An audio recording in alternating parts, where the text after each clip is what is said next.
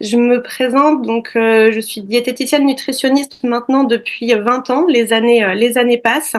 Et au fur et à mesure de cette carrière, je me suis spécialisée dans la notion de bien-être et dans la notion surtout d'accompagnement et apporteuse de solutions au bien manger des personnes que je rencontre en consultation.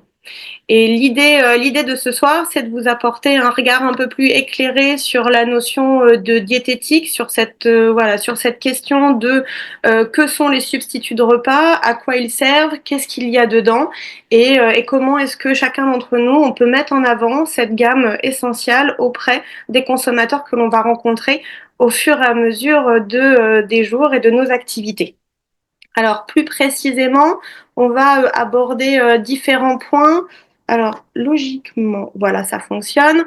Voilà ce qu'on va aborder ce soir ensemble. Je vais, dans un premier temps, faire un constat de la société en utilisant des sources, on va dire, assez récentes. Les plus lointaines datent de 2022-2023, puisque ça ne sert strictement à rien de prendre, en fait, des sources qui sont, par exemple, avant Covid. On n'est plus du tout dans la même société. On fera derrière un constat alimentaire avec l'impact que ça a sur notre quotidien et ensuite comprendre exactement ce qu'il y a dans les solutions essentielles café, chocolat aujourd'hui et voué à être développé par la suite avec mon plus grand enthousiasme. Alors, qu'est-ce que l'on peut constater dans un premier temps? Eh bien, on va se rendre compte que tout part de la pandémie du Covid-19, à savoir que cette pandémie, elle a eu un impact vraiment significatif sur nos comportements alimentaires, sur le comportement alimentaire des individus, en raison de quoi? En raison de changements des modes de vie, du télétravail généralisé, des restrictions de déplacement et des préoccupations qui vont être liées par la santé.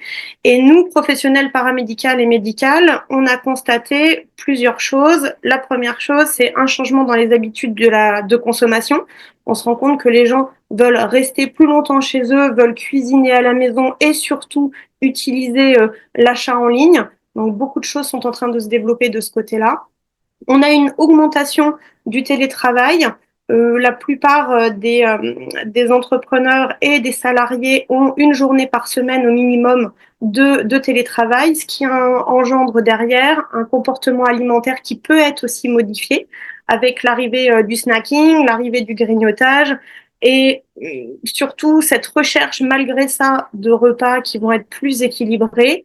Et derrière, on a aussi un changement, on s'en rend compte de plus en plus dans les préférences alimentaires, c'est-à-dire que les consommateurs vont vouloir choisir ce qui est bon, mais surtout ce qui est bien pour eux, pour leur santé. Donc il y a une réelle demande sur les produits de santé.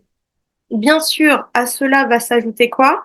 Va s'ajouter des préoccupations de rythme organisationnel, temporel, qui peuvent être liées comment dire, à la profession ou tout simplement à la vie personnelle. Donc, quel constat on peut faire aujourd'hui dans cette société moderne? Eh bien, on va faire un constat où il y a une offre alimentaire qui va être de plus en plus grande. J'aime beaucoup cette photo parce que je pense que si on revient 50, 70 ans en arrière, on n'était pas là en train de réfléchir à quel paquet de pâtes on va acheter. Aujourd'hui, entre les pâtes au blé tendre, des pâtes au blé complet, les pâtes aux œufs, les 3 minutes, les 6 minutes, les 7 minutes, et comme vous pouvez regarder de plus près, les 3 minutes n'ont jamais pris autant de place dans les rayons des supermarchés parce que on constate vraiment que le consommateur aujourd'hui va rechercher, au-delà du bien manger, un côté efficacité, rapidité et praticité. Donc, il y a un choix alimentaire qui va être de plus en plus important. Mais face à ce choix alimentaire, on a par contre une augmentation des calories vides au supermarché. Ça veut dire quoi? Des calories qui servent strictement à rien au niveau de notre organisme et une augmentation du snacking. Alors, avant de passer sur l'impact que ça a pour chacun d'entre nous sur notre santé, j'aimerais juste vous faire aussi un rappel. C'est des arguments qui peuvent aujourd'hui nous servir dans le conseil. J'aimerais vous parler du fameux plan national nutrition santé qui a été lancé en 2019 pour une période de 2019-2023. Et qu'est-ce qui s'est passé? C'est qu'après, il a été prolongé jusqu'en 2024, voire même en 2025. Et on va dire, ce plan national nutrition santé, il a comme objectif de mettre en avant l'alimentation avec une mise en avant des produits locaux, produits français, produits de saison, et en même temps mettre en avant l'activité physique pour encourager la non sédentarité, la sédentarité, pardon, et puis surtout la réduire et réduire les effets sur notre santé.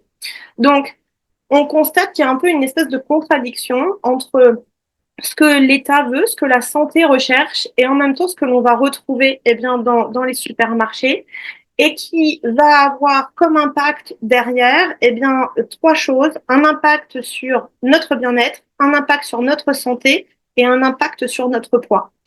Et ce qui me plaît dans les solutions de substitut de repas comme la solution essentielle, c'est que justement, ce sont des solutions qui répondent au bien-être, à la santé et au poids.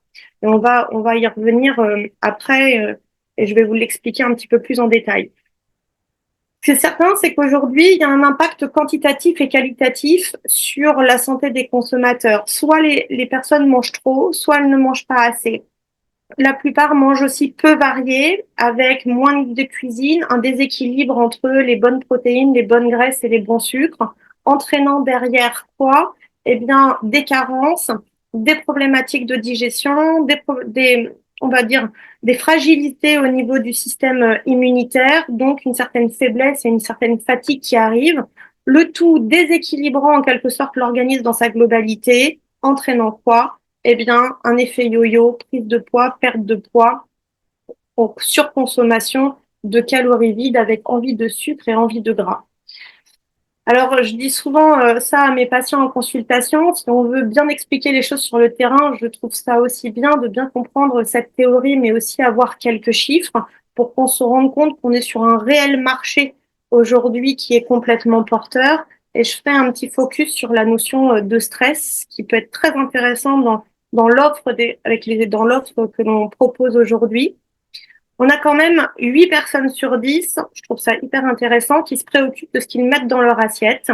Donc ça, c'est l'IFOP 2022.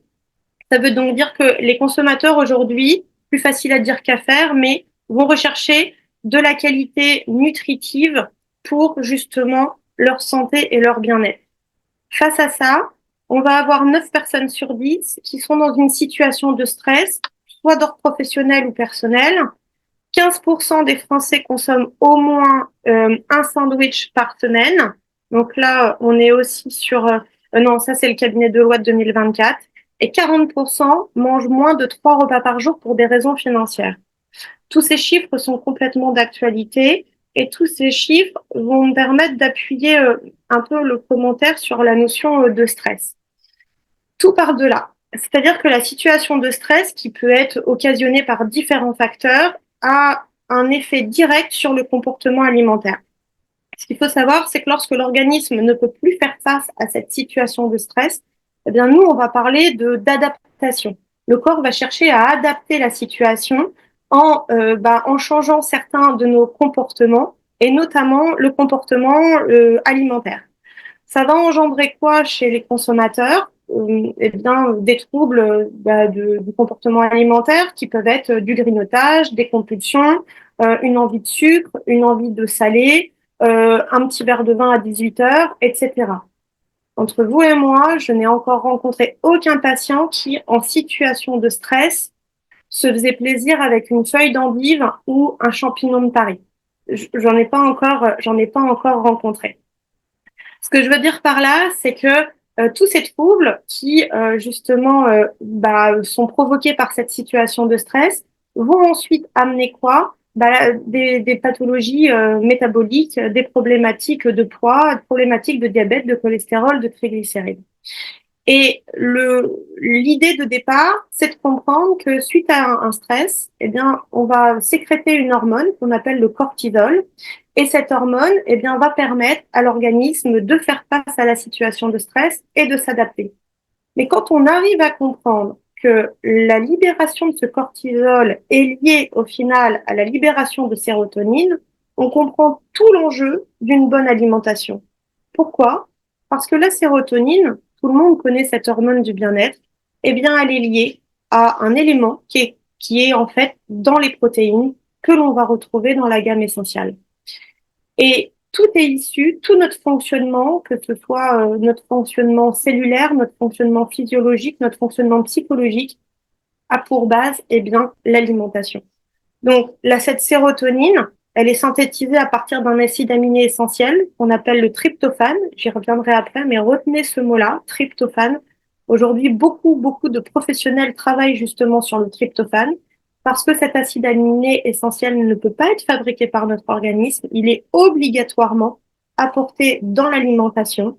Qui dit tryptophane dit sérotonine, qui dit sérotonine dit cortisol, qui dit cortisol dit gestion du stress oxydatif.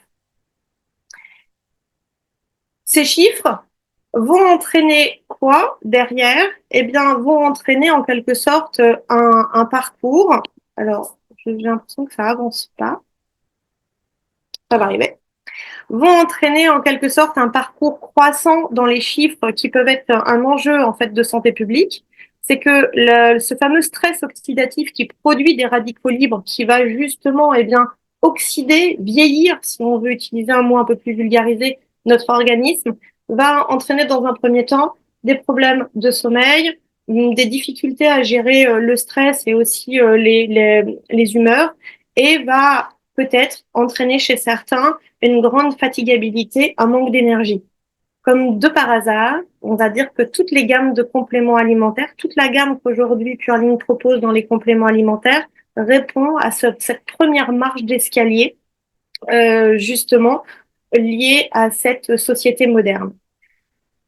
Ces problématiques-là vont entraîner donc un changement de comportement alimentaire, amenant derrière des situations éventuelles de surpoids. Aujourd'hui, l'OMS révèle 47,3% de personnes en France en surpoids, dont 18,1% en situation d'obésité. Obésité voulant dire un indice de masse corporelle supérieur à 30, qui est le premier facteur de risque des maladies cardiovasculaires, encore plus si il y a des facteurs, comme on dit, de comorbidité, c'est-à-dire que si cette obésité est associée à d'autres troubles comme l'hypertension, le cholestérol, le diabète, etc. Les chiffres ont drôlement descendu. Hein. Aujourd'hui, on est quand même sur un âge moyen de 55 ans en France pour prendre un médicament à vie, ce qui veut bien dire que les problèmes métaboliques arrivent aujourd'hui de plus en plus tôt et de plus en plus jeunes. Alors la question est, face à cette société moderne qui est mise en avant, qui utilise cette alimentation moderne, nous, chacun d'entre nous, Linker, qu'est-ce que l'on peut faire? Qu'est-ce que l'on peut proposer? Eh bien, on peut proposer justement une solution, la solution, le substitut de repas. Aujourd'hui, on trouve énormément de choses sur le marché comme, entre guillemets, solutions. Avant de rentrer plus en détail, rappelons exactement ce qu'est un substitut de repas. C'est-à-dire que un substitut de repas n'est pas du tout un produit qui est dit miracle. Leur efficacité a été clairement prouvée, mais encore faut-il que le produit que l'on va proposer réponde à une certaine législation, une législation qui va encadrer la composition nutritionnelle de façon juste pour couvrir les besoins du corps humain et en même temps limiter les carences et Essential répond exactement à cette réglementation de substitut de repas. Pourquoi? Parce qu'un substitut de repas doit apporter entre 200 et 250 kilocalories. On doit avoir un taux de protéines qui représente entre 25 et 50% avec une valeur énergétique totale, eh bien, justement intéressante qui répond à un tiers des besoins journaliers par personne. Voilà. Donc, ça, c'est la première chose, c'est de comprendre que on propose un produit réglementé, normé, avec une composition bien précise et bien particulière. Alors, qu'est-ce qu'on retrouve dans justement la gamme essentielle, ces substituts de repas? On va trouver deux grandes familles, à la fois les macronutriments et en même temps les micronutriments. Moi, j'aime bien donner l'image de la maison. C'est-à-dire que quand vous bâtissez une maison, vous avez besoin de blocs de béton et l'ensemble de ces blocs de béton, vous allez les lier entre eux par du ciment. Le béton sans le ciment fait qu'on a une maison qui ne va pas être solide, une maison qui va être complètement instable et qui ne va pas tenir dans le temps.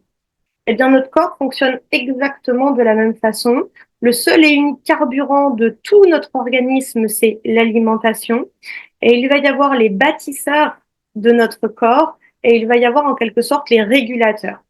Et dans les bâtisseurs, on va justement avoir les protéines, les lipides, c'est-à-dire les graisses, et on va avoir en même temps les glucides, grande famille des sucres avec un grand S, qui vont au final être composés des sucres lents et en même temps des sucres rapides. J'attire votre attention sur un point. On parlait tout à l'heure de stress oxydatif, on parlait de gestion du stress, d'humeur, d'irritabilité, de fatigue. L'alimentation est donc le carburant du corps et 25% de ce carburant est utilisé seulement par notre cerveau. Donc, la première question que l'on peut justement poser à l'ensemble des personnes à qui on va conseiller ces gammes-là, c'est comment est-ce que vous vous nourrissez? Est-ce que vous êtes fatigué? Est-ce que vous dormez bien? Parce qu'on peut tout de suite avoir un indicateur sur, au final, est-ce que la personne mange bien? Est-ce qu'elle mange correctement? Je vais m'attarder davantage sur les protéines, mais avant, en quelques mots, on va parler justement des glucides. Pour ceux qui voilà, ont besoin d'éléments complémentaires, les sucres, simples ou complexes, sont tout simplement l'énergie première de notre organisme, le carburant immédiat qui va durer un petit peu dans le temps. Moi, j'aime bien dire que les glucides, c'est comme un plein d'essence. Et ça permet de démarrer immédiatement. Et selon le plein d'essence que vous faites, vous n'allez pas faire le même nombre de kilomètres. Eh bien, selon le taux de glucides que vous prenez, vous n'allez pas durer le même temps avant d'avoir à nouveau envie de manger. Cet apport de sucre, il permet tout simplement de composer des réserves dans ce qu'on appelle le glycogène. Le glycogène, c'est nos réserves de sucre pour subvenir aux besoins quand on a besoin, justement. Et subvenir justement par ces réserves au niveau musculaire dans le but de toujours fournir de l'énergie. Donc, on en a besoin en permanence, en permanence. Et ce taux de sucre, il est régulé tout simplement par le pancréas pour justement avoir un bon taux de sucre dans le sang. Je pense que ceux qui font certaines prises de sang, vous devez le savoir. Les lipides, ce sont les graisses. On va avoir deux types de graisses. Les graisses qui sont dites insaturées et les graisses saturées, comme son nom l'indique, qui saturent le corps. Eh bien, ces graisses, on en a aussi, en règle générale, totalement besoin. Elles ont un rôle essentiel dans la composition des membranes de nos cellules, la fabrication des hormones, le transport et le stockage de certaines vitamines. Et aussi, c'est un bon isolant parce que ça nous protège contre le froid et la bonne santé du système nerveux. Maintenant, si je me réfère à la gamme essentielle, ce qui va être intéressant, c'est que quand vous lisez une liste d'ingrédients, il y a toujours écrit lipides, graisses, dont acides gras saturés. Eh bien, si on regarde le rapport, il y a beaucoup plus de graisses par rapport aux acides gras saturés. Donc, on est bien sur un produit qui ne va pas saturer notre organisme, mais qui va au contraire, par la présence d'huile de soja, apporter suffisamment de bonnes graisses insaturées, plus précisément des oméga 3, des oméga 6 et des oméga 9. Tout le monde a suffisamment entendu parler des oméga 3. Je vais m'attarder davantage sur les protéines, qui pour moi est le nutriment majeur en 2025 dans l'accompagnement et le conseil pour toute tranche d'âge confondue. Donc, le produit essentiel est composé de soja, de lait et de pois. Et il y a une bonne raison à ça. Eh bien, tout simplement pour apporter les fameux acides aminés essentiels dont on a besoin, que l'on ne peut pas fabriquer. Alors, la slide qui va suivre, je vous ai mis un petit tableau. Ceux qui veulent faire des captures d'écran, je vais prendre le temps et je vais l'expliquer. C'est-à-dire que les protéines, elles sont essentielles donc à notre organisme. Elles vont jouer un rôle complètement structural, plus précisément au niveau musculaire. Et n'oublions pas que tout ce qui m'écoutez aujourd'hui, là, votre cœur est en train de battre et votre cœur est un muscle. Donc, et quand vous dormez, cette nuit, quand vous dormez, votre cœur continue de battre. Ce qui veut bien dire qu'il y a bien un carburant auquel il faut être vraiment vigilant et faire attention, ce sont les protéines, car les protéines vont avoir ce rôle on va dire, d'alimentation musculaire très, très importante, en plus de jouer sur pas mal de choses. Euh, le dosage dont on a besoin, ça c'est une réglementation de l'ANSES, on a besoin d'1 gramme de protéines par kilo de poids de corps. Ça veut donc dire quoi? Ça veut donc dire que si vous faites 60 kilos, vous avez besoin de 60 grammes de protéines. Quand vous faites 70 kilos, vous avez besoin de 70 grammes de protéines. Bien sûr, si on en fait 120, on n'en a pas besoin de 120 grammes. C'est bien sûr dans le cadre des recommandations santé. Donc, je vais prendre l'exemple de quelqu'un qui fait 60 kilos, qui a besoin de 60 grammes de protéines. Ça veut dire que cette personne-là, dans son alimentation, du réveil jusqu'au coucher, doit s'assurer qu'elle apporte suffisamment de protéines, aussi bien animales que végétales, pour subvenir à ces besoins-là. Pour information, un shake essentiel réhydraté au lait apporte 17 grammes de protéines. J'attire votre attention que si on ne le réhydrate pas au lait, on ne répond plus à la norme substitut de repas. Pourquoi? Tout simplement parce qu'on va déséquilibrer complètement l'apport calorique. À cette notion de protéines, pourquoi avoir choisi ces 3 protéines distinctes? Parce que je vous ai mis ce tableau de référence qui peut être montré. Moi, c'est un tableau que je montre exactement à mes patients, qui montre les 8 acides aminés essentiels dont on a besoin pour justement subvenir à l'ensemble de la régulation de notre corps, que ce soit la synthèse, l'assimilation des vitamines et des minéraux, le bon fonctionnement de notre système immunitaire, etc. Et chaque protéine est différente. J'ai stabiloté les 3 protéines issues justement de la gamme essentielle, que ce soit la protéine de lait que l'on va retrouver dans le fromage, la protéine de soja ou la protéine de pois. Et comme vous pouvez le voir avec les petits ronds verts, on ne trouve pas les mêmes acides aminés essentiels dans chaque protéine. L'exemple, je vous parlais tout à l'heure du tryptophane. Si vous regardez, on en a essentiellement dans la protéine de lait. On ne trouve pas de tryptophane dans la protéine de soja et dans la protéine de pois.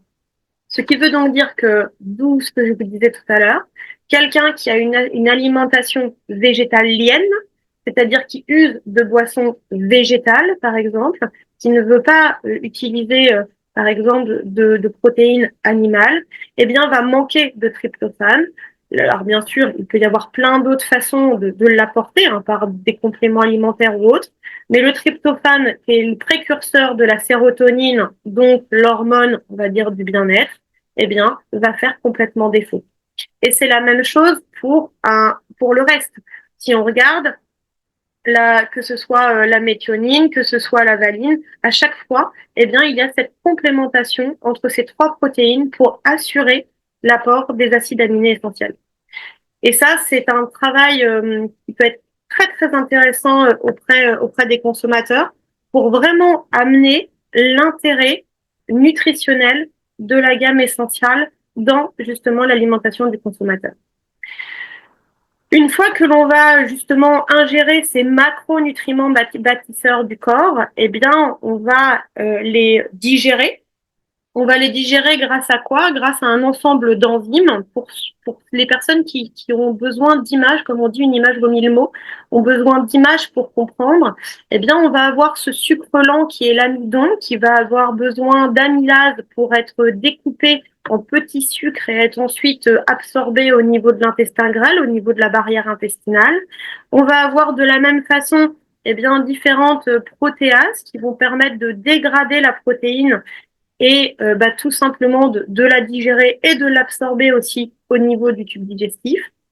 Et plus on vieillit, plus on va avoir un vieillissement cellulaire, le tout accentué par mon fameux stress oxydatif, entraînant chez beaucoup de personnes des troubles de la digestion, entraînant soit des douleurs gastriques, des douleurs intestinales, entraînant des ballonnements, entraînant éventuellement des carences, influençant justement le choix alimentaire parce que on n'a pas envie forcément de se faire mal.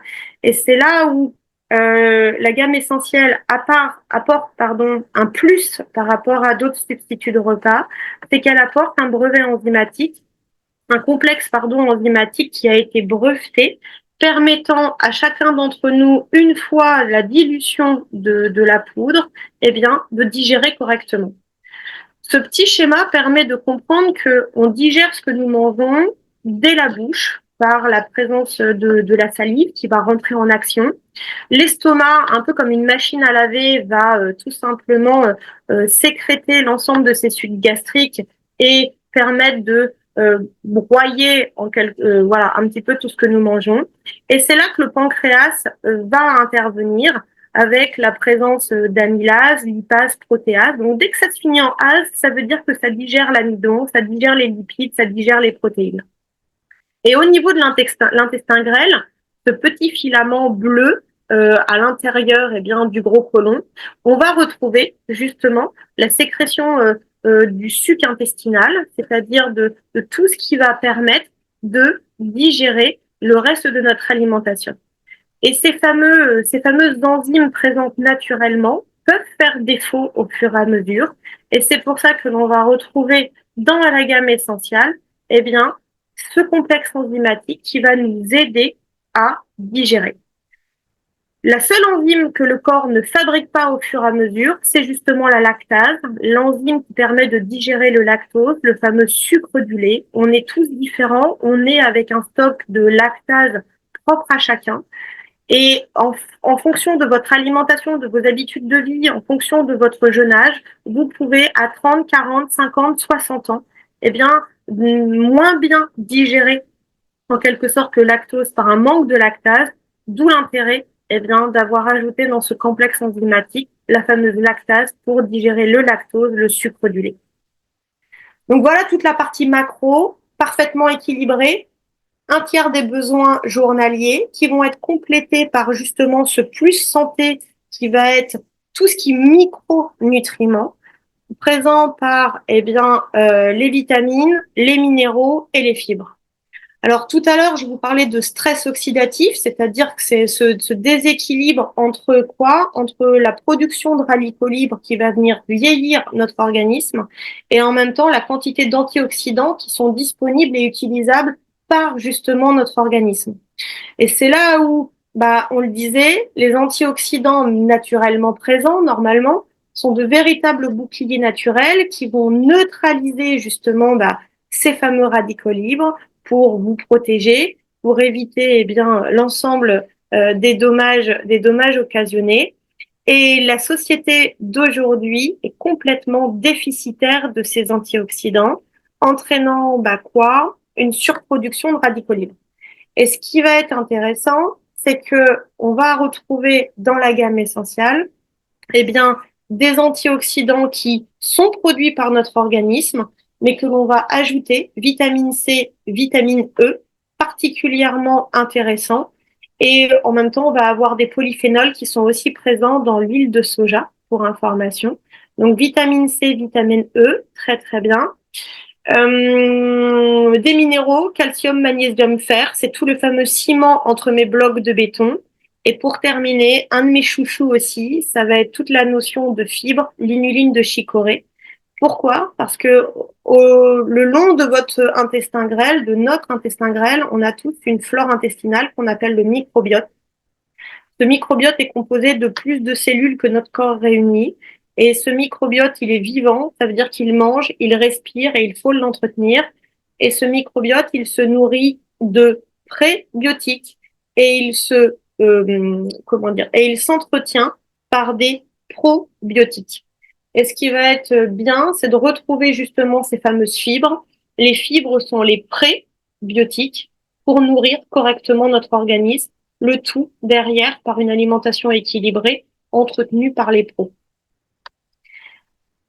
Donc, essentiel, substitut de repas, alternative pour moi au bien manger, qui se consomme en shaker, 30 grammes avec 200 millilitres de lait. Attention, la composition de ces substituts de repas comporte 23 vitamines et minéraux, dont certaines sont photosensibles. Donc, une cuisson trop importante tuerait l'ensemble des vitamines, dont la vitamine C, principal antioxydant de notre alimentation. Ce serait quand même dommage de consommer un produit qui n'apporterait plus d'intérêt micronutritionnel à notre organisme. Et comme le dit la législation, Un substitut de repas ne se consomme pas seul, sinon on serait en déficit alimentaire. Un substitut de repas se consomme obligatoirement avec des légumes, un fruit et un laitage, d'où l'intérêt bien, de réhydrater avec justement du lait de vache, de brebis ou de chèvre pour répondre à la législation. À qui ça s'adresse? À qui je les propose? Eh bien, c'est simple, je propose ces solutions à toute personne qui mange. Donc, je pense qu'on en connaît tous. Toute personne qui mange et toute personne qui veut prendre soin d'elle et qui se retrouve dans une situation où elle n'arrive pas à manger équilibré, où elle n'a pas envie, elle ne veut pas ou elle ne peut pas. Donc, l'exemple des personnes qui ne sont pas du matin ou qui se lèvent beaucoup trop tôt pour avoir envie de faire un petit déjeuner, ça peut être une clientèle très intéressante. Les personnes entre midi et deux, on n'a qu'une heure pour manger et en même temps, on a plein de choses à faire, on a des mails à répondre, on a des rendez-vous à faire, on veut aller faire une course, on a oublié d'acheter les bonbons pour l'anniversaire de son enfant. Ou alors, tout simplement, on veut faire aussi une séance de sport parce que le soir, quand on va rentrer, il y a une deuxième journée qui commence avec les enfants. Donc, quand on a une pause courte pour éviter le snacking, ça peut être intéressant. Collation, éviter d'ouvrir le frigo. Moi, j'appelle ça le grignotage frigo de fin d'après-midi. Pour éviter d'ouvrir le frigo en rentrant le soir, pourquoi pas, eh bien, comment dire, un petit chocolat ou un petit café au lait. Ou alors après, très intéressant aussi comme solution chez le sportif en avant-effort, en pré-effort, parce que ça apporte toute cette énergie complète pour optimiser la performance, améliorer l'endurance et tenir plus longtemps dans le temps. Donc au final, Essentiel s'adapte à tout le monde, toute personne qui cherche justement à prendre soin d'elle. Et pour conclure, les conseils que je pourrais vous donner, c'est de poser suffisamment de questions pour comprendre que tout le monde peut avoir besoin, a besoin dans ses placards de la solution essentielle. Au-delà d'être un substitut de repas complet pour une énergie durable, c'est la solution qui permet de rester focus, de rester en forme, de rester suffisamment bien positionné dans son parcours de vie, aussi bien professionnel que personnel, parce que aujourd'hui, après 20 ans, je ne connais personne qui ne vit jamais un moment de fatigue, personne qui va avoir du mal à se concentrer ou qui n'a pas envie de faire ce qu'on lui demande de faire, personne qui va pas sauter un repas parce que d'un seul coup, la situation est complexe dans le quotidien, même si 80% du temps, les personnes font les choses bien, eh bien, il y a forcément un moment où on n'a juste pas envie, on peut pas ou on veut pas. Et donc, eh bien, la solution est tout simplement là. J'ai pris un peu de temps, Nicolas, mais en tout cas, je sais pas, j'ai voulu balayer pas mal de choses, mais c'est avec un grand plaisir que je partage cette solution-là qui, demain, va apporter beaucoup, aussi bien en bien-être et en santé à l'ensemble, eh bien, des consommateurs.